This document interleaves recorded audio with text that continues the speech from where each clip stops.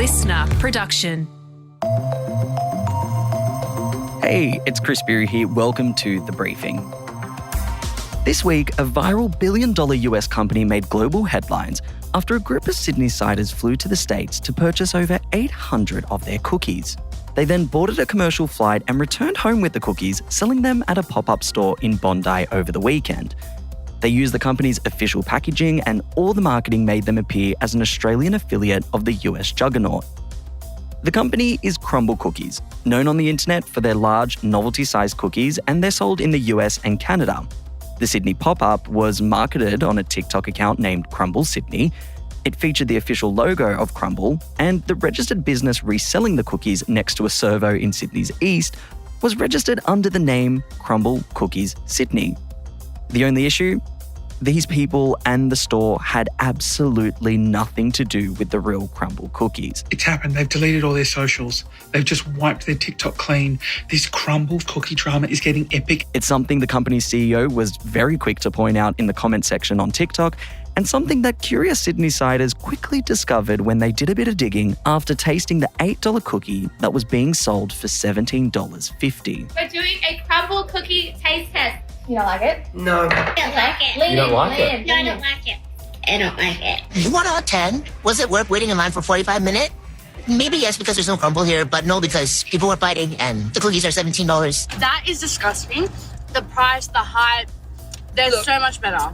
It's something that's brought up a whole heap of legal questions, and something The Briefing's favourite defence lawyer, Jahan Kalanter, has been following very closely. Jahan, thank you so much for joining us once again on The Briefing. Thank you very much for having me. Hey, look, before we kick things off, I just want you to set the scene. What is your involvement in all this cookie Crumbl drama? I am a side-sitting, popcorn-enjoying, legally trained person watching a train wreck happen in front of me. No formal involvement whatsoever, but certainly when the pop-up happened on Sunday and I started to see things blowing up on my page, I thought, oh no, this looks suspicious. And so I did a bit of a deep dive, and by Monday I was like, this is crazy, and just started making some content about it. Yeah, and that content has blown up and it's been attributed in a lot of places. But I guess what people are wondering about is, what is wrong with this picture from a legal perspective? Fundamentally, you cannot simply take someone else's item, say that it's you, and then sell it, right? That's not lawful.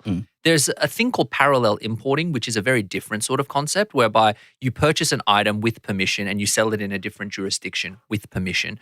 But what happened here is these people ostensibly pretended to be a different business. They went and purchased cookies, bought them to Australia, sold them without any food or safety care in the world, and did it for profit, which is against the explicit terms of service. And when they were called out on it, said, we're just cookie aficionados. We're not trying to mislead you with our trademark that looks exactly the same, the name that's exactly the same, the fact that we've been linking ourselves up with the main brand.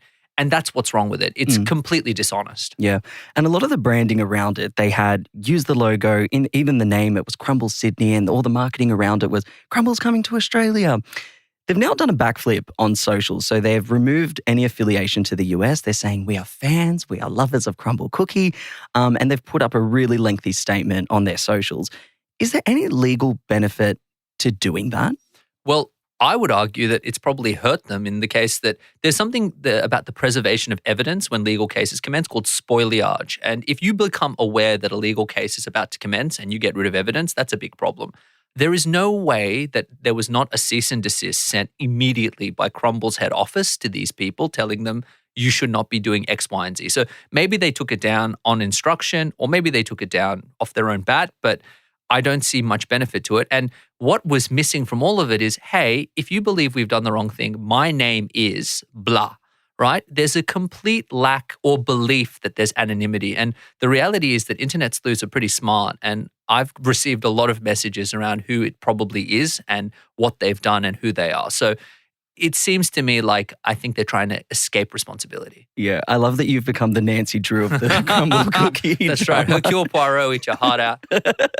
Look, I guess more directly, what is the possible legal action those behind this pop-up could be facing? Like, what are some of the buzzwords in legal land that the cases they could be facing right now? Well, look, the reality is it is trademark infringement. They made good money on these cookies, but I imagine that it's probably going to be more suing for damage done to the brand.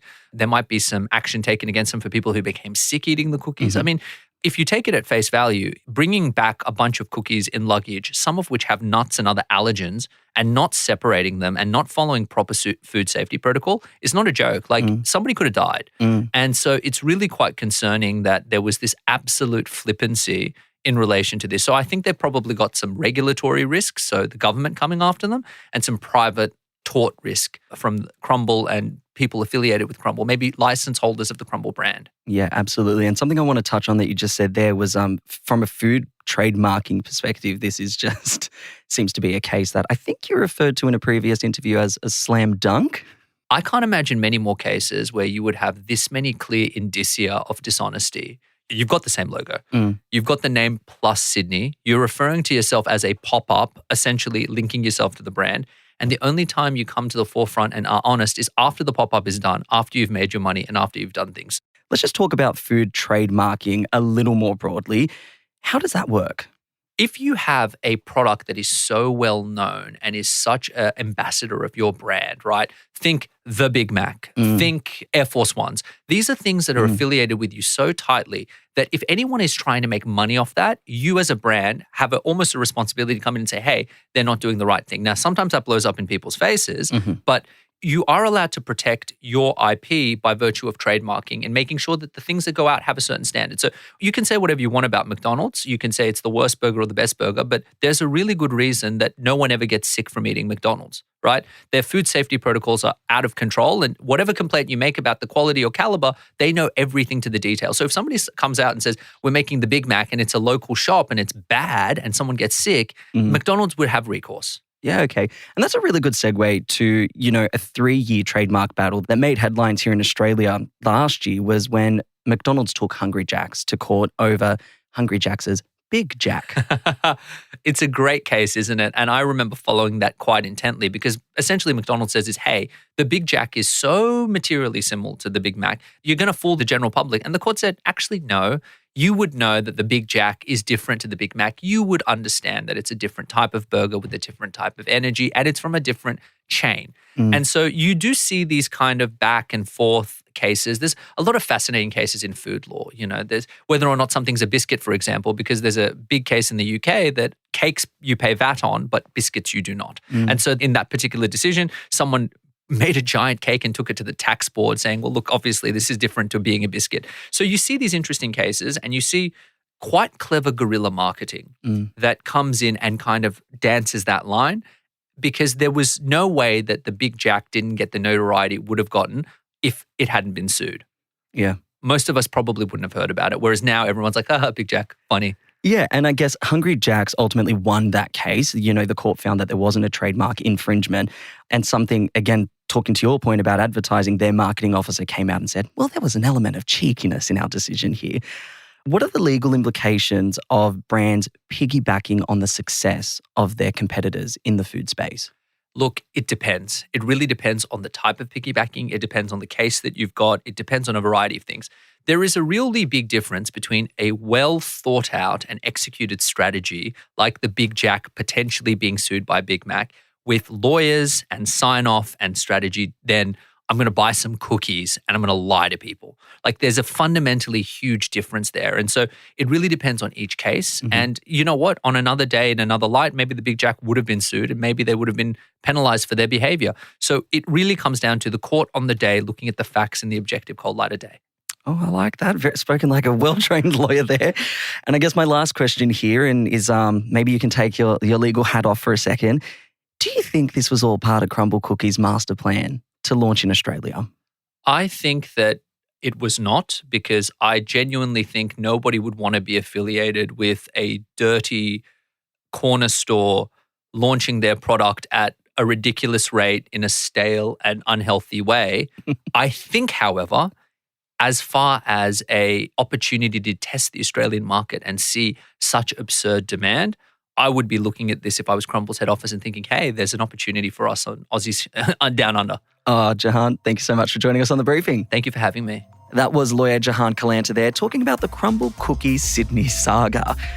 Well, that is it for this episode of The Briefing. A reminder that tomorrow we have the weekend briefing with our very own Antoinette Lattouf. She'll be chatting with Lucinda Price, otherwise known as Frooms. They chat about everything from plastic surgery to being made redundant and how to create a career online. That chat will be in your feed from 6 a.m. tomorrow morning. And don't forget, you can watch that whole chat on our YouTube. Just search Listener Newsroom. But in the meantime, we would love it if you could share this episode with someone who you think might enjoy it. And if you want to keep up with our other content, you can check us out on Instagram. Just search The Briefing Podcast. And with all that being said, I'm Chris Spyrou. Catch you next time.